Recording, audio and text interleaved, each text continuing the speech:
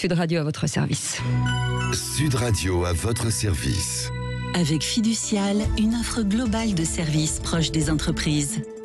Et on aime les entreprises, les professions libérales, les artisans, les commerçants. Daniel Panetto, ce matin, bonjour. Bonjour, Cécile de Minibus. Vous êtes président du club de Culture Presse, organisateur professionnel des marchands de journaux. Les distributeurs de presse souffrent encore après cette crise sanitaire aujourd'hui ? Bien écoutez, je ne peux pas vous dire qu'ils ne souffrent plus du tout, mais ils sont assez résilients. On est en train de reprendre notre souffle. Je peux vous donner quelques chiffres si vous le souhaitez. Sur l'activité presse dans nos magasins. Si on compare les 8 premiers mois de cette année 2021 à 2019, pourquoi 2019 ? Parce que 2020 a tellement été atypique. On a eu double dose en 2020. On a eu la pandémie, bien sûr, et je ne parle pas de vaccin quand je dis double dose. Et on a eu le principal distributeur de presse en France, la société Presstalis, qui a été liquidée. Et avec elle, c'est 17 dépôts régionaux qui apportent la presse à tous mes confrères partout en France.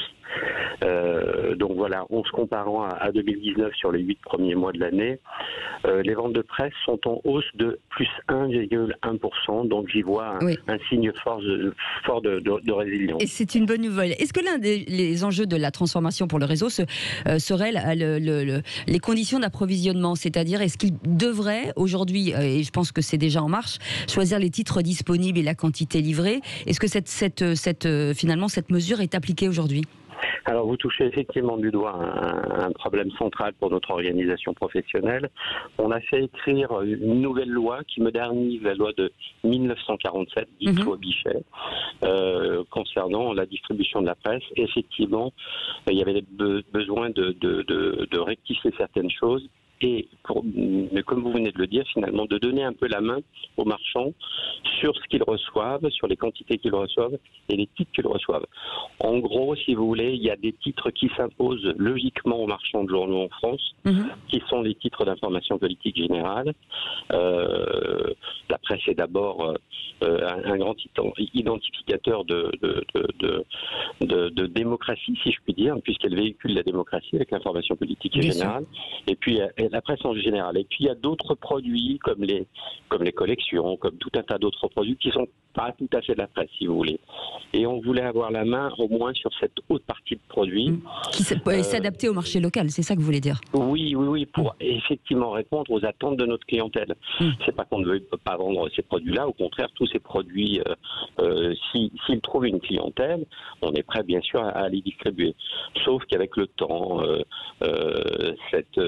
cet outil de distribution devant l'avalanche de titres qui rejoint les points de vente, c'est un petit peu embourbé, si je puis dire, et on essaye de retrouver la main là-dessus. Cette loi du 18 octobre 2019, comme sa date l'indique, elle est arrivée juste avant la pandémie.